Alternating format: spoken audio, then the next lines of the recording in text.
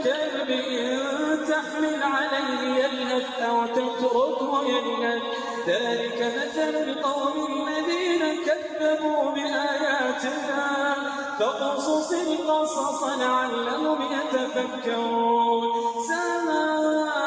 مثلا القوم الذين كذبوا بآياتنا وأنفسهم كانوا يظلمون من يهد الله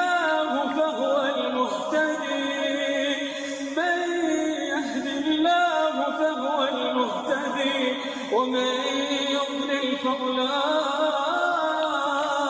هم الخاسرون ولقد ذرأنا لجهنم كثيرا من الجن والإنس لهم قلوب لا يفقهون بها ولهم أعين لا يبصرون بها ولهم آذان لا يسمعون بها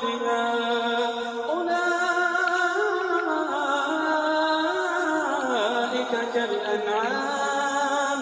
أولئك